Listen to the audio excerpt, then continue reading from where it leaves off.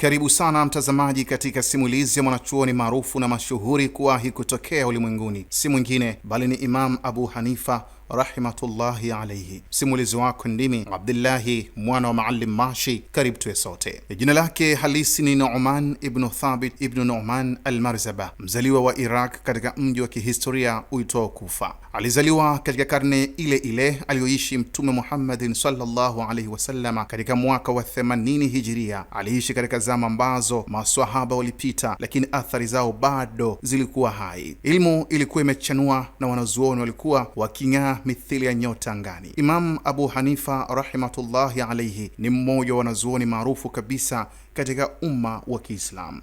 Ni yeye ndiye anayenasibishwa na madhhab ya Hanafi. Ni miongoni mwa wanachuoni wachache katika zama zake ambaye hakutoka katika familia za Kiarabu.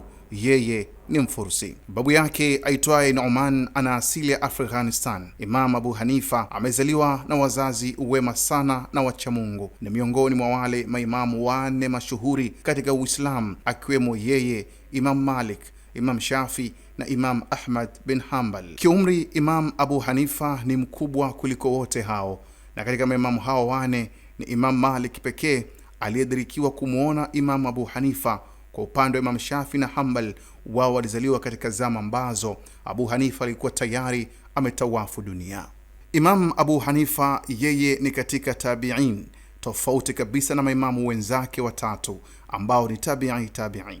Imam Abu Hanifa ndiye imam pekee katika maimamu wane aliyeishi kipindi cha maswahaba, akijaliwa kuwaona baadhi ya maswahaba katika miaka yao ya mwishoni, akiwemo Anas bin Malik, swahaba ambaye alileleka kwa muda mrefu katika nyumba ya Mtume. Pia Imam Abu Hanifa alimuona Khalifa bin Abu Talib, Sahal bin Sa'd. Kama haitoshi, swahaba wa Mtume Abdullah bin Mas'ud, swahaba maarufu wa Mtume ambaye aliishi sana katika mji wa Kufa na kusambaza ilmu, aliwafundisha baadhi ya walimu wa Abu Hanifa, ijapo Abu Hanifa swahaba huyo hakumuona, ila ilmu yake ina mtiririko wa wazi kutoka kwa Abdullah bin Mas'ud hadi kwa Mtume Muhammadin sallallahu alayhi wasallam. Moja katika sifa za Imam Abu Hanifa, alijulikana sana kwa maarifa yake mengi na nguvu ya hoja zake. Shule yake ya ilmu ya sheria ilienea katika sehemu nyingi za ulimwengu wa Kiislamu kama vile Iraq, Levant, Uturuki, Pakistan, Afghanistan na nchi zingine za Kiislamu. Elimu yake ilikuwa shule ya sheria iliyofuatwa katika milki ya Ottoman. Imam Abu Hanifa anatajwa alikuwa mbobezi mkubwa katika elimu ya fiqh ambayo aliipata akiwa tayari mkubwa aliyepevuka. Kabla ya kuwa mwanachuoni, Abu Hanifa alikuwa akifanya biashara ya nguo, akitafuta riziki yake ya halali kwa jasho. Pamoja na kuwa sokoni, moyo wake Abu Hanifa ulikuwa msikitini. Pamoja na kushika mizani ya biashara, nafsi yake ilikuwa imefungwa na mizani ya uchamungu. Siku moja Abu Hanifa alimkabidhi mwanafunzi wake nguo aende akauze sokoni, lakini akamtahadharisha kwa msisitizo kuwa katika hizi nguo kuna mmoja ina kasoro ndogo, hivyo ukimuuzia mtu usisahau kumwambia mtu kasoro hiyo. Yule kijana akaondoka, soko likachangamka, watu wakaja, watu wakaondoka, biashara ikafungwa. Baada ya muda yule kijana akarudi na pesa za mauzo. Imam Abu Hanifa alipomuona akamuuliza kwa sauti tulivu lakini yenye uzito, "Je, ile nguo yenye kasoro uliuza vipi?"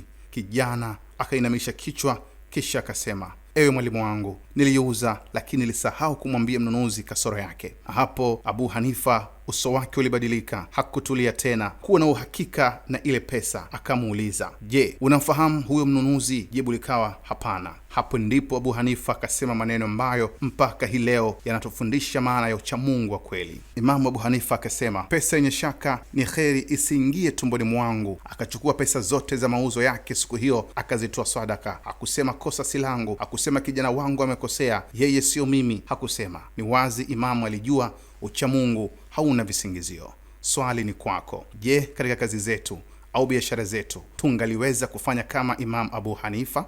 Ilikuwaje Imam akatoka katika biashara ya nguo masokoni hadi kuwa mwanachuoni mkubwa? Huwezi kuyataja mafanikio ya kiilmu ya Imam Abu Hanifa bila kuacha kumtaja mwamba wa kuitwa Amir ibn Shurahibil ash-Shahabi. Huyu ndiye mwanachuoni aliona kipaji kilichofichika kwa Imam Abu Hanifa, ambapo mwanachuoni huyo aliona kitu kwa Abu Hanifa baada ya kumuuliza, kwa nini hukusoma dini, na kumtaka aende akasome dini. Ni kama vile Ash-Shahabi aliona sharafu kubwa ya kiilmu katika wajihi wa Abu Hanifa, na huo ndio ukawa mwanzo wa mbegu njema ya kiilmu kupandwa katika maisha ya Abu Hanifa. Alipata ilmu katika miji ya Kufa, Basra, kisha Makka na Madina. Miongoni mwa walimu wake alikuwa ni Abdullah bin Umar, mtoto wa Khalifa Umar bin Khattab. Abu Hanifa, Mungu amuie radhi, alikuwa rafiki wa karibu wa shekhe wake Hamad bin Abi Suleiman, mmoja wa wanafiqhi wakubwa wa Kufa. Alisoma chini yake kwa muda wa miaka 18, lakini pia akamtaja mtoto wake mkubwa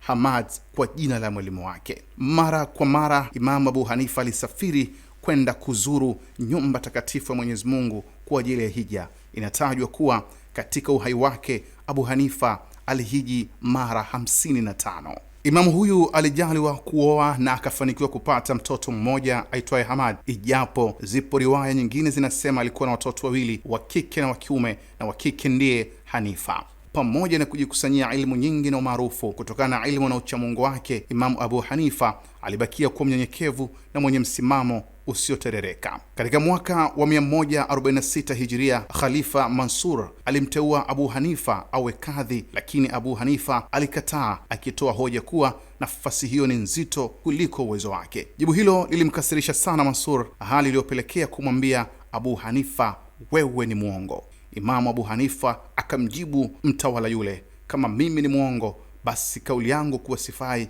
ni sahihi, kwani muongo hawezi kuchaguliwa kuwa kadhi. Khalifa Mansur alikasirika zaidi na jibu lile mara ya pili, kisha akamtupa gerezani Imamu Abu Hanifa. Hata hivyo, kutokana na vilio vya watu wengi kukosa matunda ya kiilmu kwake, ilibidi Khalifa Mansur aruhusu Imamu Abu Hanifa aendelee kudarisisha huko gerezani. Watu walimiminika maelfu kwa mamia kukimbilia kupata faida ya Imamu Abu Hanifa. Ndipo Khalifa Mansur alivyoona watu wanazidi kufurika jela kuhudhuria darsa, alimpa sumu Abu Hanifa, akafa katika mwezi wa Rajab 150 Hijiria. Abu Hanifa al-Nu'man, ambapo kila mtu wa karibu na wa mbali alishuhudia uongozi wake katika fiqhi na baada yake watu wakawa wanamtegemea, alikufa gerezani akiwa amesujudu akiwa na umri wa miaka 70 na akazikwa kwenye makaburi ya Khayzurang, tawi la Hamado huko Iraq. Jeneza lake liliswaliwa mara 6 na kila mara watu zaidi ya 50,000 walisimama kumswalia, na hata baada ya kuzikwa watu toka sehemu mbalimbali duniani walifurika kuja kuswali swala janaiz. Huyo ndiye Imam Abu Hanifa, mwanachuoni tajwa na tajika kuwahi kutokea ulimwenguni, aliyetunukiwa uwezo mkubwa wa fikra na akili kubwa ya kuchakata mambo kwa kasi ya hali ya juu. Mmoja katika upekee wake, alikuwa na fatwa tata sana ambazo nyingi zilipishana na wanachuoni wenzi wake, ingawa bado kwao ilikuwa ni rehma, haikuwa gomvi wala chuki. Asante kwa kuwa nami. Ndimi Abdullahi mwana wa Maalim Mashi.